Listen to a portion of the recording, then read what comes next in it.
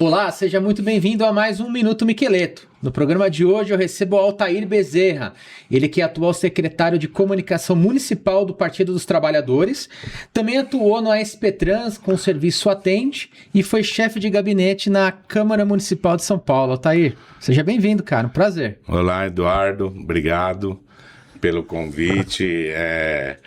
Estou orgulhoso de estar participando desse podcast, né? Conversar contigo e com todo mundo que te acompanha. Obrigado, Altair.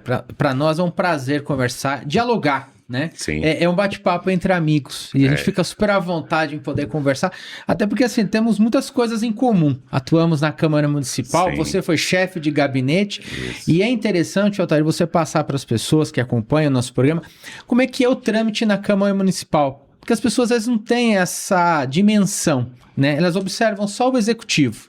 Pô, os passos do prefeito, o que o prefeito está fazendo, o que o subprefeito faz, mas o que o vereador está fazendo, como é que funciona uma chefia de gabinete. Queria que você explicasse isso para as pessoas também terem uma exatidão na hora de votar, né? Claro. Então, foi uma experiência bastante importante na minha construção política, né? Na minha história política. Eu vivi o executivo, eu vivi o legislativo e todas essas vivências foram importantes até para me consolidar politicamente na cidade, no estado de São Paulo. O legislativo, a gente tem uma atuação que muitas vezes ela não aparece diretamente para a população, mas que ela é tão importante quanto o executivo, né? É claro que o executivo ele tem a capacidade de planejar, de executar, de inaugurar uma grande obra, né? Que é importante para as pessoas, que é importante para a cidade. Porém, o legislativo ele é tão importante quanto, né? Ele é quem produz a lei, ele é quem fiscaliza o executivo, né? E no mandato parlamentar, ele tem outras atribuições também, né? A indicação de emendas, a gente vê tanto no parlamento municipal ou em qualquer outro nível, indicações importantíssimas que muda a vida de uma comunidade, que muda a vida de pessoas, né? Então, viver o parlamento, para mim, foi extremamente importante. E é legal porque você se preparou, né? Você teve essa vivência e aí você consegue ter uma visão um pouco maior do todo para poder escalar, né, dentro do organograma do que é um serviço público e poder entender melhor a população também, né?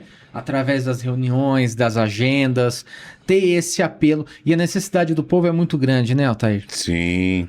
Eu não sei se foi sorte, mas assim, eu tive uma base profissional muito boa, né?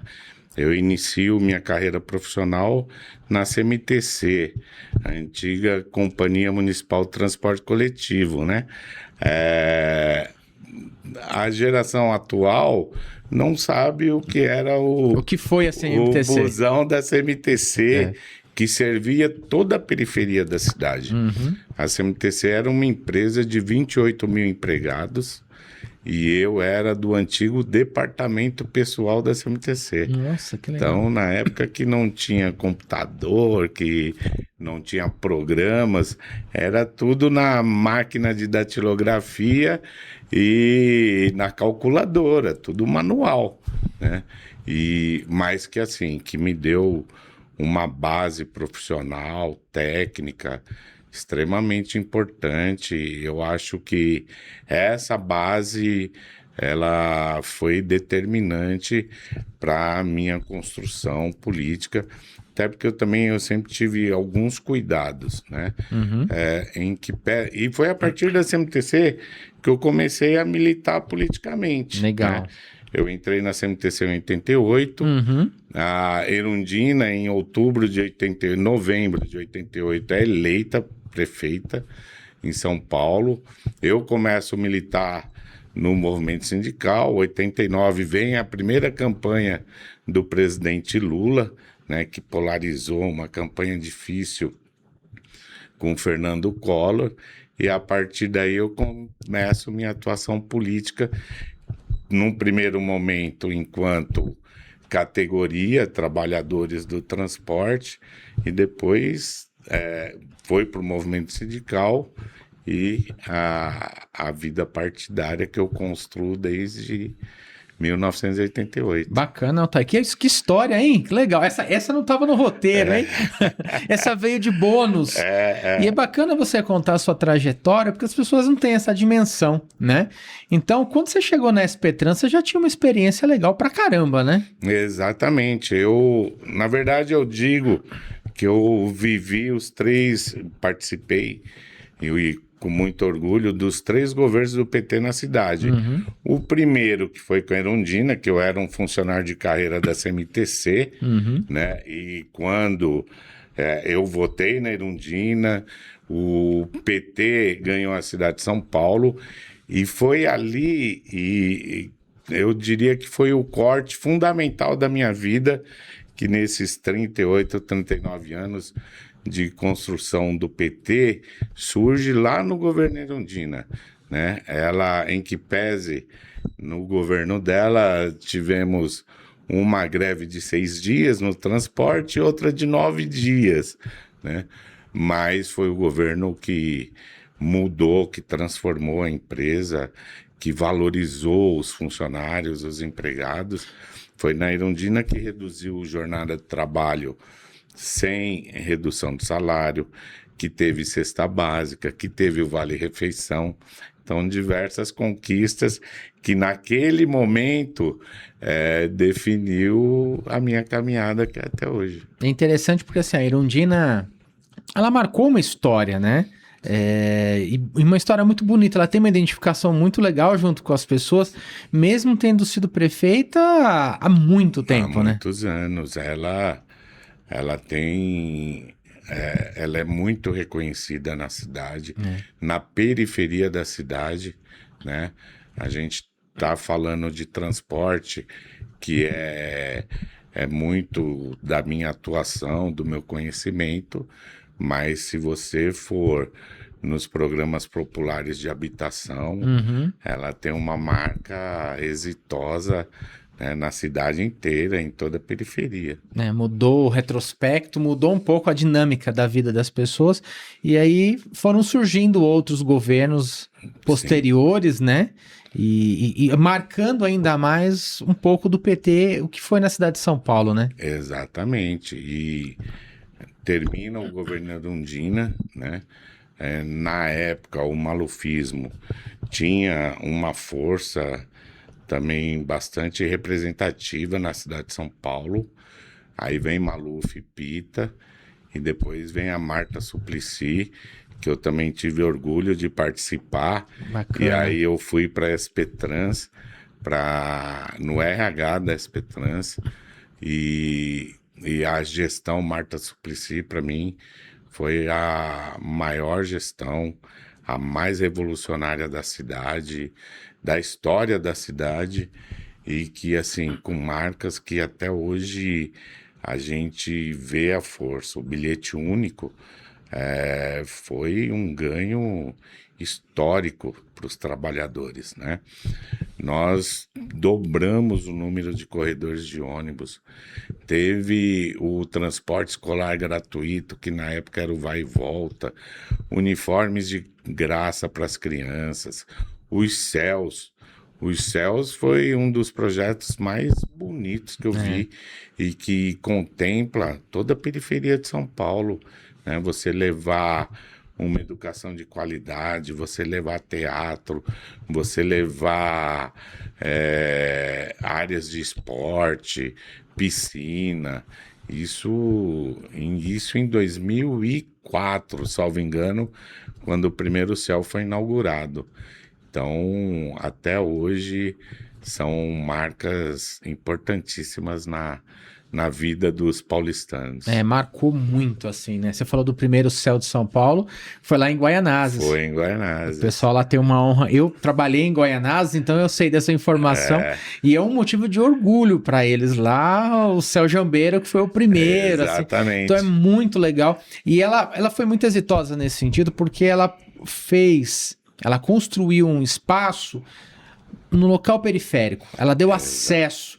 E você vê que mesmo outras gestões que vieram, não conseguiram apagar esse programa, porque temos que falar que, independente de partido, Sim. é um projeto exitoso. Exatamente. Né? E que tiveram que continuar esse projeto. Tiveram que fazer. Né? Vão adequando, porque a população vai aumentando, você vai adequando a escola, vai colocando, inserindo outras linhas dentro do produto, mas o céu continua com aquela essência, com aquela cara, com aquela identidade, dando oportunidade para a periferia poder frequentar um espaço de lazer e de educação. Exatamente. E a questão do Céu Jambeiro vai muito além. É o primeiro céu, né, num bairro importante da cidade, que é Guaianazes, e ela faz o céu e ela amplia a chegada da Radial Leste lá em Guaianazes. Então essas coisas se combinaram. E mais do que isso, eu nunca esqueço, quando inaugurou o céu em Guaianazes, o Céu Jambeiro, que uma foto da Folha de São Paulo, que era o povo, né, toda a população ao redor, na piscina do céu, num dia de calor. Então, uma coisa... marcante, né? Foi. E até hoje, os céus cumprem esse papel aí importantíssimo na vida cultural, né, esportiva e educacional na cidade de São Paulo. Porque você precisa dar oportunidade, exatamente, né, para toda a população de uma maneira igual, né? E fazer com que haja essa inserção social, que é basicamente uma linha, né? Sim. Que o PT trabalha e que é importantíssima, claro, né? Você precisa inserir cada vez mais pessoas dentro e não excluir, né, Altair? Exatamente, E essa é a proposta. O próprio presidente Lula, ele sempre diz que o povo pobre tem que estar contemplado no orçamento, seja ele municipal, estadual, federal, e o PT tem muito essa marca, essa visão, né? É claro que um governo, ele é para todos, né? E tem que ser para todos, mas a gente não pode perder o olhar social, né? A nossa responsabilidade enquanto construção partidária, de onde nós viemos, os trabalhadores, as trabalhadoras, e a gente, quando governa, a gente tem esse olhar, e eu me sinto muito honrado de construir, ajudar a construir essa história do PT com esse olhar. Você falou da gestão Marta, aí depois teve a gestão Fernando Haddad, na Prefeitura de São Paulo. Queria saber qual foi o seu papel, que eu sei que você estava na SPTrans, no Atende. Isso. Queria que você falasse um pouquinho da importância do Atende, não só para quem mora em São Paulo, mas também para quem não mora em São Paulo e não sabe como é que funciona esse serviço. Então, Eduardo, o Atende, ele, para mim, de todos os trabalhos que eu realizei na minha vida, é o que eu mais tenho orgulho. Primeiro, assim, que o Atende, para mim, ele tem a ver com a minha história de vida. Né? Eu tinha, né, uma irmã, a caçula, que tinha paralisia cerebral. E na época não existia o serviço Atende. Então eu sempre fui fortinho e tal. E para minha mãe levar a minha irmã para CD, para a escola, eu carregava ela no ombro até o ponto de ônibus e a partir dali minha mãe levava ela. E aí quando eu fui convidado para ir para o serviço Atende, eu fui muito para procurar fazer o melhor, Uhum. como se eu estivesse fazendo para minha irmã, Tá. né, que na época não tinha um serviço. E assim, os resultados o legado que eu deixei, eu tenho muito orgulho dele, né? Quando eu cheguei no serviço, o serviço era regido por decreto. E aí eu me articulei, né, junto à Câmara Municipal e a gente aprovou a lei do Atende, né, que é uma garantia muito maior para o serviço e para os usuários. Uhum.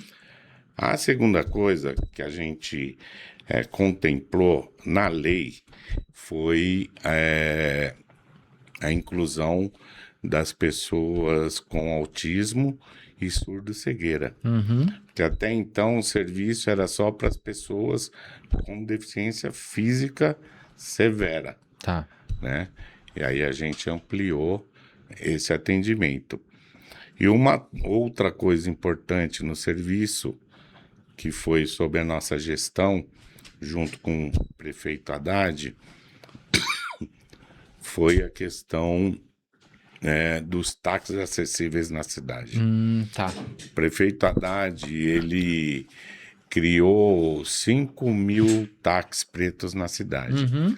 E a gente colocou na lei que 5% desses táxis deveriam ser acessíveis. E o prefeito nos atendeu. E na lei do táxi acessível, táxi preto, ele obrigatoriamente tem que servir ao serviço Atende. Tá.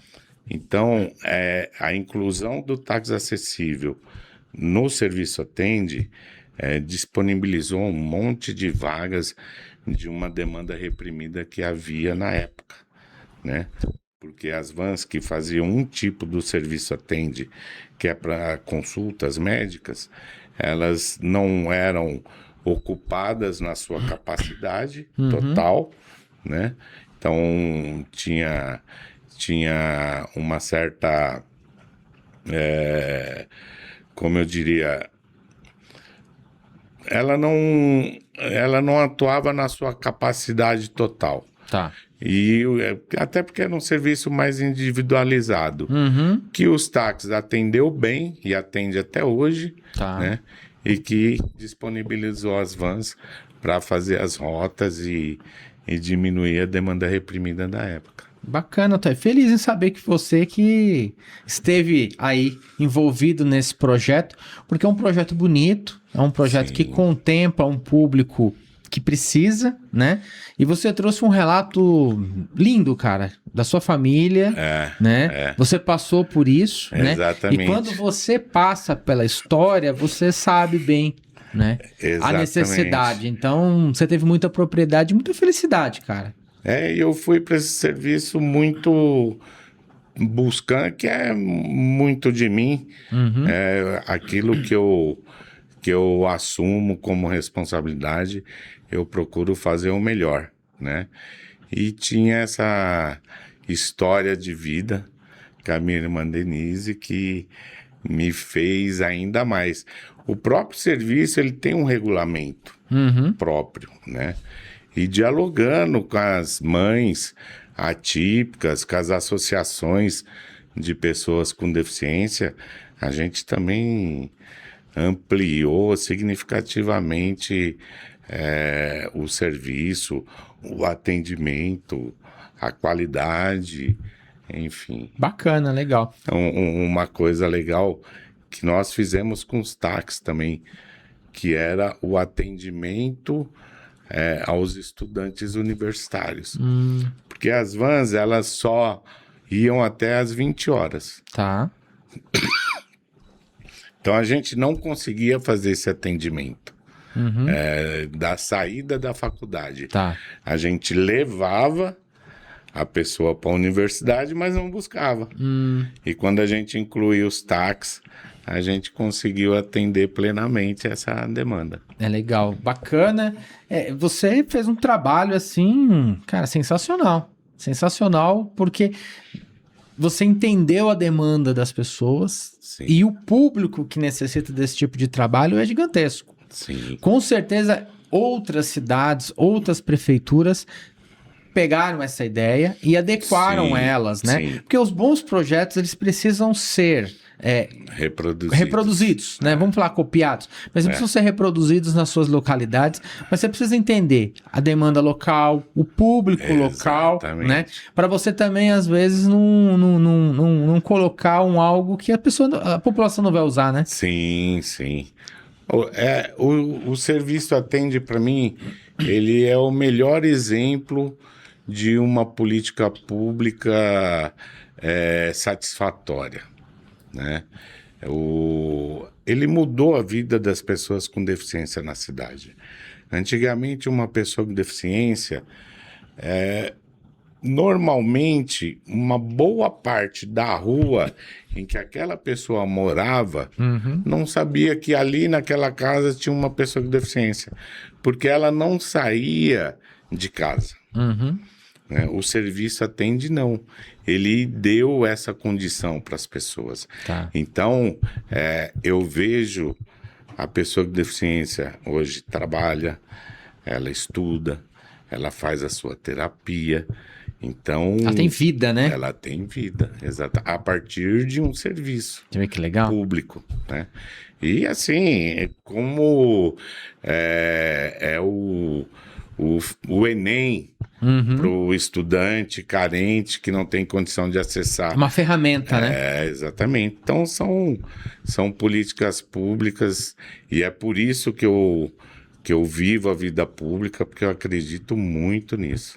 Você consegue mudar a vida das pessoas. Exatamente. Legal. Otair, fizemos uma homenagem para você aqui no nosso cenário, e colocamos ali a Rua Palestra Itália. E você foi uma das pessoas que estava envolvida nesse projeto, né? Da rua. Eu queria que você falasse para nós ali, porque quem é palmeirense ama. Não sou palmeirense antes de tudo, mas em sua homenagem trouxemos a placa. Obrigado. Eu estava na Câmara na época que mudou de Rua Turiaçu para Palestra Itália. Teve um debate lá bastante caloroso. Eu sou palmeirense desde criança, né? Muito pelo meu pai.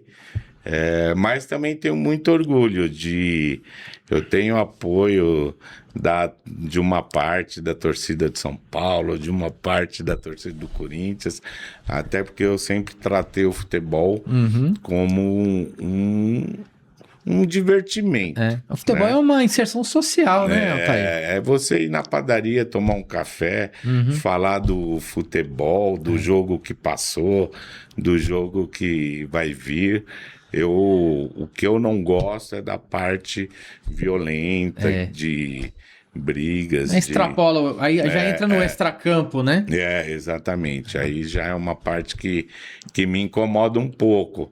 Mas como dizem no futebol, a parte da resenha é a que eu mais gosto. Não, eu achei muito bacana e quando vimos, né? Fui fazer o seu roteiro e falei, poxa, ele estava envolvido no projeto. Vamos trazer a placa aqui, claro, né? Para apresentar o pai da criança, uma né? Placa dessa também. E isso é muito legal, porque assim, não só para o torcedor palmeirense representa algo, mas é a simbologia também, né? Da coisa, né? Sim, e assim... E o resgate da história também, né? É claro. Meu pai... a rua que eu nasci e fui criado era conhecida como a Rua dos Palmeirenses. E isso tem muito a ver com meu pai, porque eu, garoto e um monte de garotos, aí meu pai, quando estava de férias, ele pegava a garotada e levava para o Parque Antártico. Aí todo mundo virou palmeirense. E até hoje ela é conhecida lá na Vila Industrial como a Rua dos Palmeirenses. Que legal, que identificação. Isso é bacana. E é uma coisa que a periferia, só a periferia que faz, né, Altair? Exatamente. É ter essa identificação com as pessoas. E você que tem um trabalho muito forte com a periferia. Te acompanha nas redes sociais, eu vejo que você está ali conversando, dialogando, próximo, e é uma marca do partido que você representa. Sim. Né? É aquele resgate. É mais ou menos isso que o partido precisa resgatar? Então, eu vejo o PT muito presente na periferia de qualquer cidade. Tem uma coisa, o vereador Jason, ele sempre diz, e eu concordo com ele, que a periferia é periferia em qualquer lugar, né? Se você for na Zona Leste, a periferia da Zona Leste tem as mesmas necessidades que a periferia da Sul, que a periferia da Norte.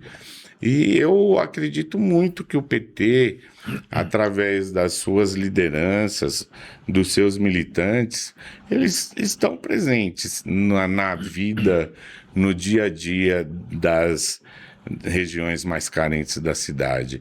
E eu acho que eu sou um resultado disso, né?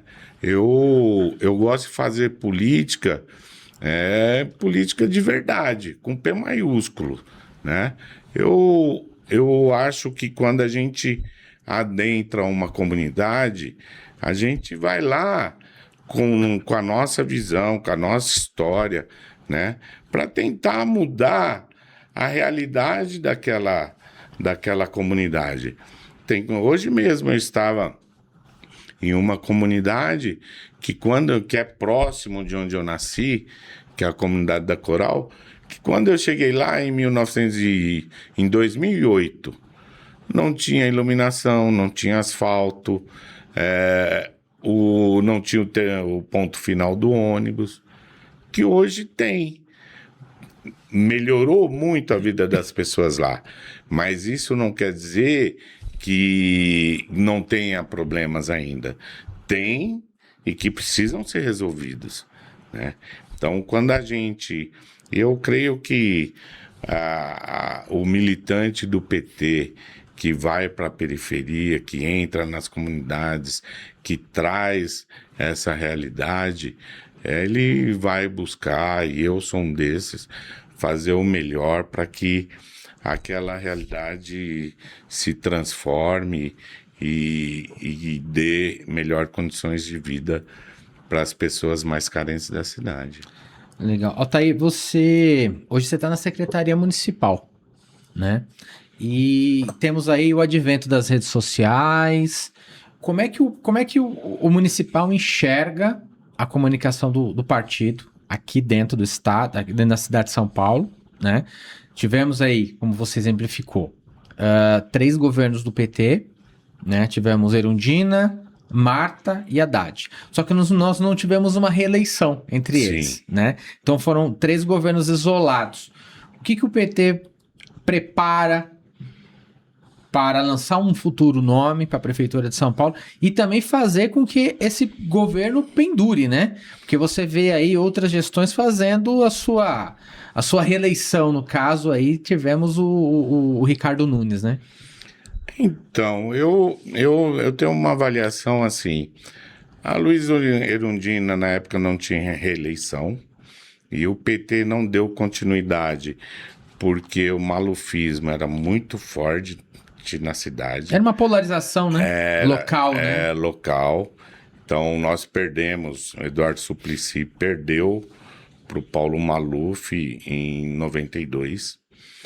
Quando a gente volta no ano 2000 com a Marta, ali eu tive um sentimento que eu não imaginava, que a cidade de São Paulo não ia reeleger um governo tão exitoso para a população paulistana como foi a Marta Suplicy.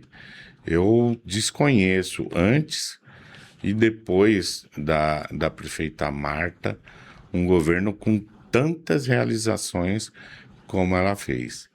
E ali, de fato, eu acho que caberia e seria justo uma reeleição, né? E não aconteceu. E é aquela história, o voto se respeita, né?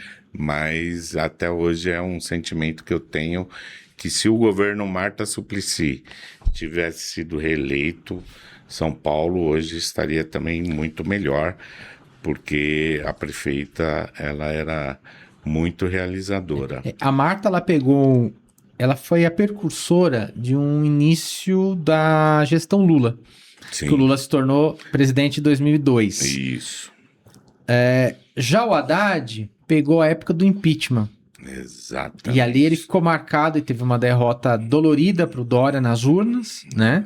Já no primeiro turno. Então, assim, foram momentos em que o nacional repercutiu no local, Sim. né?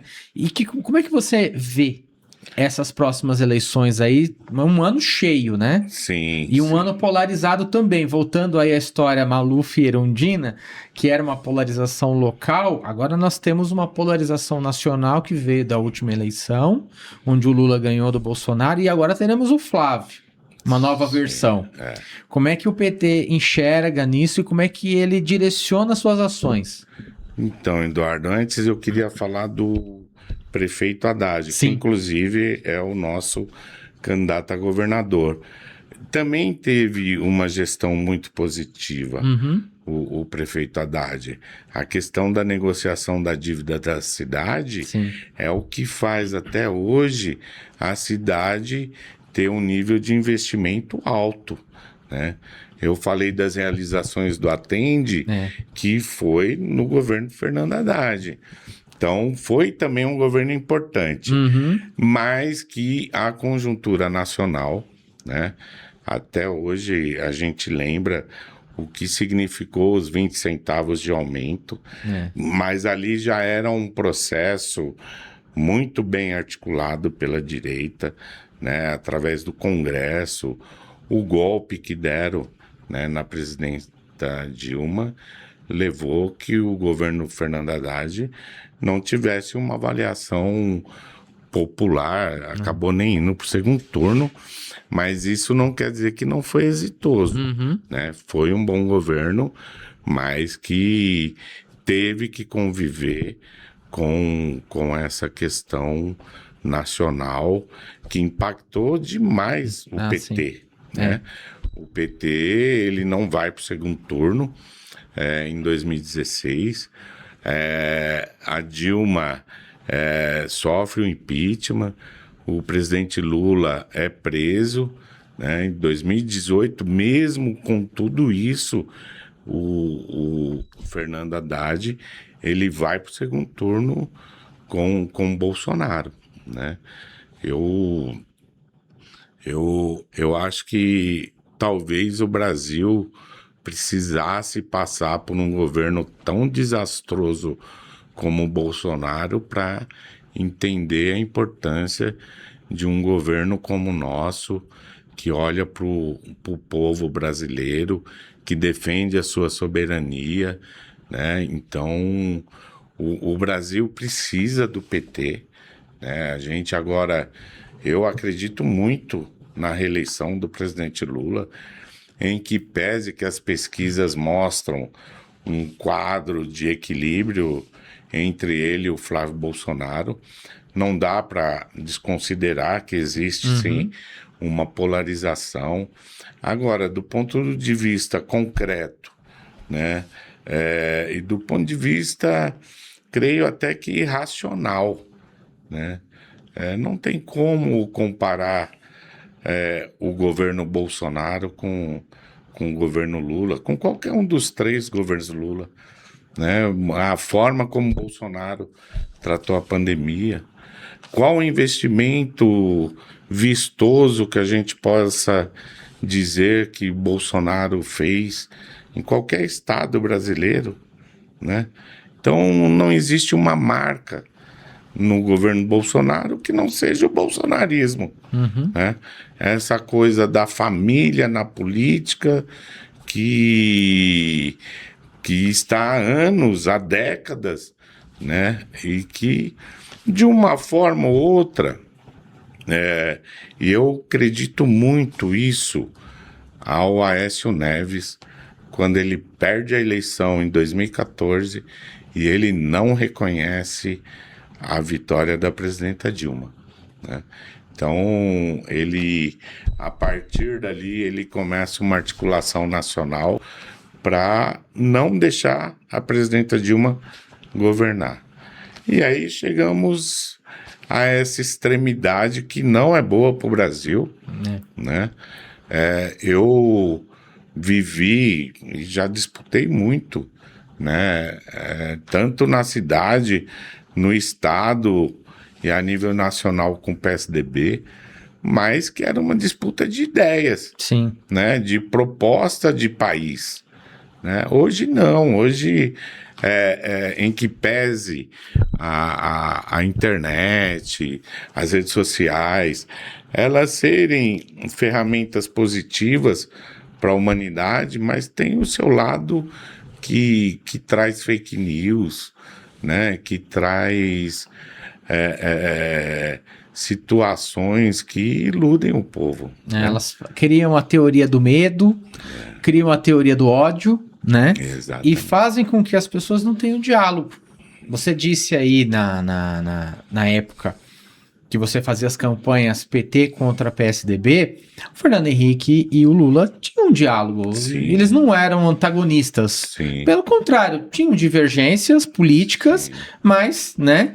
Tanto que na passagem do bastão, eu cheguei a ver várias entrevistas do Lula. Sim. Foi algo muito tranquilo, não teve nada, nenhum problema. Ao contrário da última passagem de bastão, quando o Lula ganhou, da gestão Bolsonaro para o Lula, foi uma passagem de bastão muito conflituosa. Exatamente. Muito difícil. E que se negou, né? A passar as coisas. E você precisa passar o bastão, a democracia, né? Você tem que respeitar o resultado, né? Esses dias mesmo eu vi o presidente Lula falando, se eu perder, eu aceito a derrota, foi nas urnas, quer dizer, o povo tem o direito ao voto, né? Se o fulano ganhou, ciclano respeita, vamos olhar, né, Altair? Nós que já somos velhos de eleição, antigos de... Cara, se o meu candidato ganhou, ótimo, vamos correr junto. Se o meu candidato não ganhar, eu vou observar o governo que ganhou e vou fiscalizar. Claro. Né? Eu tenho que estar inserido no meio do processo e as pessoas precisam entender que a política é um meio. Ela não é o fim. Sim. Né? Tipo, o meu candidato não ganhou, eu vou virar as costas. Não, o país é o mesmo.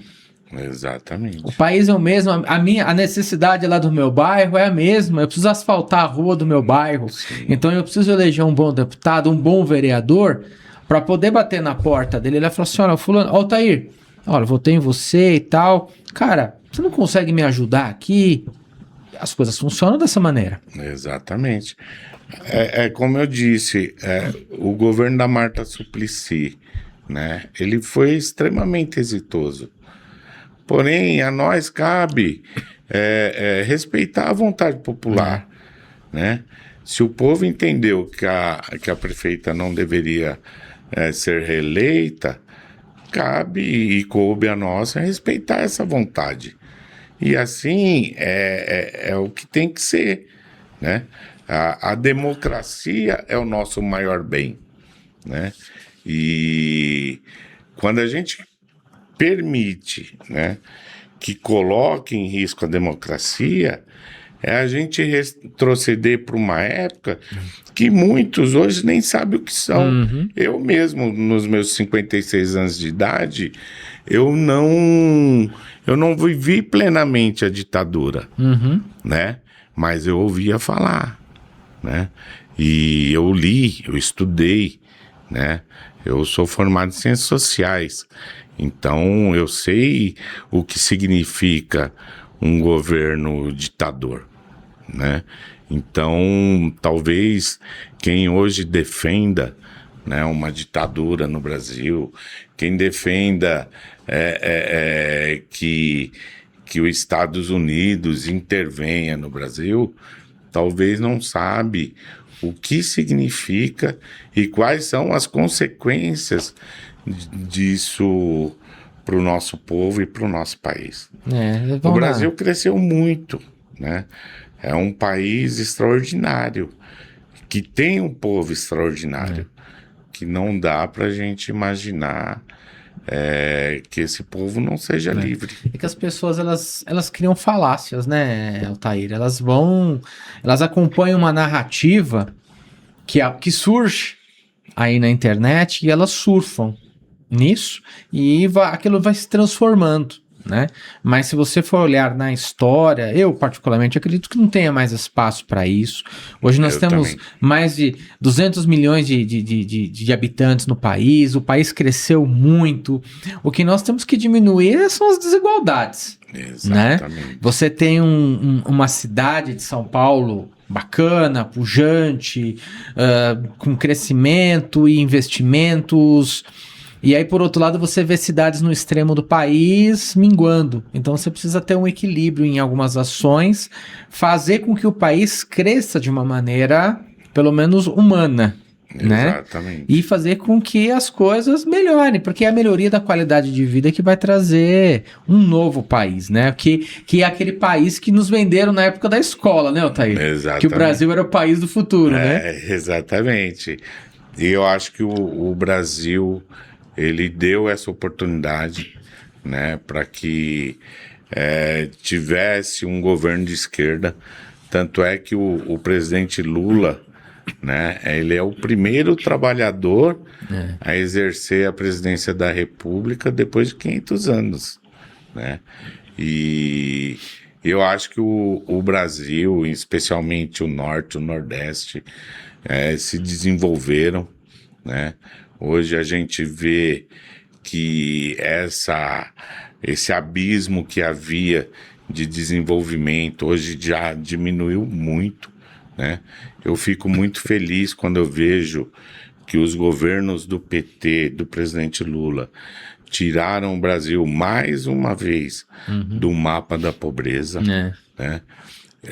O presidente Lula, ele está construindo, já deve estar entregando algumas e deve entregar todas até o final do seu mandato, mais de 100 institutos federais. Veja o que significa isso, né, para a formação dos nossos jovens. Só em São Paulo são 3.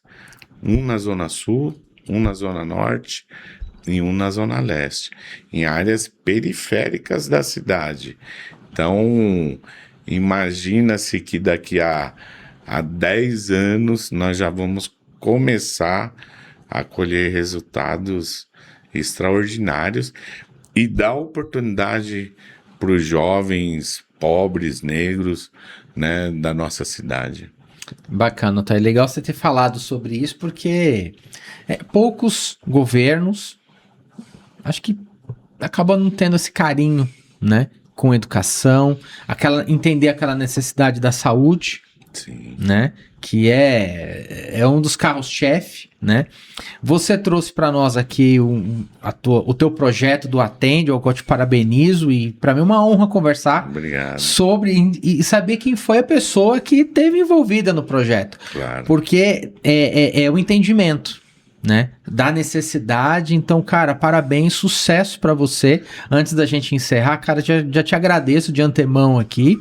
Tá? E nós vamos pro nosso quadro Tiro Curto e Jogo Rápido. Vamos lá. Perguntas e respostas aqui, tá bom?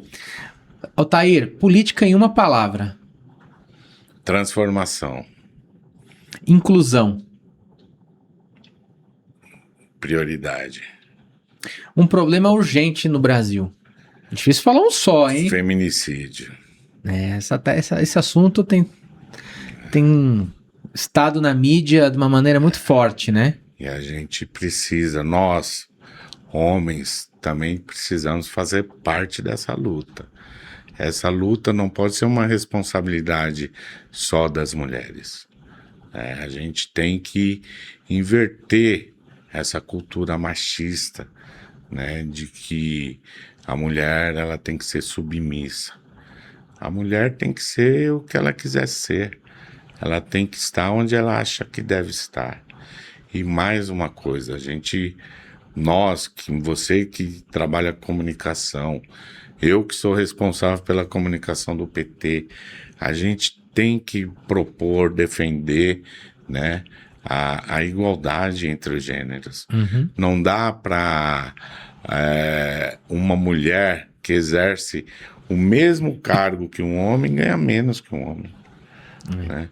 Então, essas coisas a gente precisa urgentemente fazer com que mude essa realidade que a cada dia tem se agravado, e isso é muito ruim para nós enquanto sociedade. Você me fez lembrar a passagem do Bolsonaro no Jornal Nacional, quando ele falou para Renata Vasconcelos, né? Que ela e o Bonner tinham o mesmo cargo, mas os salários eram diferentes, né? Exatamente. E talvez ali ele falou já no sentido de diminuí-la enquanto mulher. Sim, não foi. Então, essa cultura a gente precisa.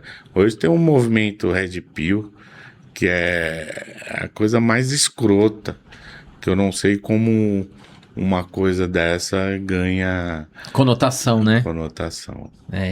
Precisamos combater todo tipo de ideias que não sejam produtivas para a sociedade. E é urgente, né? A internet acho que colabora muito para isso, né, Altair? É o lado ruim da internet. Uma qualidade essencial em um gestor público. Nessa você tem muita propriedade para falar, porque olha, vamos lá, vamos recordar. Você, Câmara Municipal, sim, né? Anos aí com projetos exitosos, SPTrans, né? E fora você hoje dentro de um partido político que é uma experiência interessantíssima, né? Porque você ganha uma musculatura política e de uma visão social gigantesca, né? Sim, eu acho que tem que ser um olhar voltado para as necessidades das pessoas. E quem assume a gestão pública, ele tem que ter sensibilidade e bom senso, né? A gente precisa, e eu acho que temos formados grandes quadros políticos, técnicos, que assim, eu tomei muito esse cuidado, né? Eu gosto da política, vivo a política, mas busquei minha formação também para ter o conhecimento técnico, né? E é a mesma... eu acho que essas coisas se equilibram para um momento que você assume um cargo importante. Agrega, né? Agrega. Eu sempre tomei esse cuidado comigo, né? Porque muitas vezes você vê a pessoa só faz política e deixa a formação de lado, né? E outros vão para a formação e não entendem a importância da política. E essas coisas se somam, e quando você assume um cargo, é fundamental isso. Você tem que ter a visão do gestor público. Exato. Mas também você tem que ter a visão técnica. Exatamente. Né? Porque isso vai te dar um equilíbrio, esse bom senso que você trouxe, que você foi muito feliz em falar do bom senso e precisa ter o bom senso para poder entender o que é necessário, porque a gente sabe que o cobertor é curto, né, Altair? Exatamente. E a cidade é grande, a população, as necessidades são gigantescas, e aí como é que eu vou fazer? Com pouco recurso. Então eu preciso ter essa sensibilidade para saber que se eu puxar de um lado, vai descobrir os pés do outro. Exatamente. E geralmente é a periferia que fica descoberta, né? Mas eu preciso ter uma visão humana aqui para poder trabalhar isso, né? É isso aí. Legal. E Altair, e um futuro para um sonho para o futuro do país? O fortalecimento da democracia, eu acho que significa um futuro melhor para todos nós. A democracia em risco significa um retrocesso e a gente deixar de avançar enquanto país. Porque nós deixamos de... Enquanto povo também. Deixamos de evoluir em pautas sociais, né? Exato. A falta do diálogo, né? Exatamente. Porque se você é fulano, você tá contra o ciclano. E vice-versa. A personificação da política não é boa, né? A política, ela tem que ser de ideias. Eu, por exemplo, eu sempre fui contra a privatização. Especialmente aquela privatização que mexe com a soberania, né? Veja só, São Paulo hoje vive uma tragédia com a privatização da Sabesp. A gente sabe, e nós paulistanos sabemos mais, o que significa a Enel, né? Então, amanhã a gente privatizar, ou qualquer governo de plantão querer privatizar a Petrobras, querer privatizar o Banco do Brasil, a Caixa Econômica, né? Então, essas coisas... Vamos ficar atento. É isso. Altair, obrigado pela presença e você volta futuramente. Obrigado, Eduardo. Conte comigo. Valeu, um abraço. Tudo de bom. E para você que curtiu o nosso programa, compartilhe o nosso conteúdo. E até a próxima.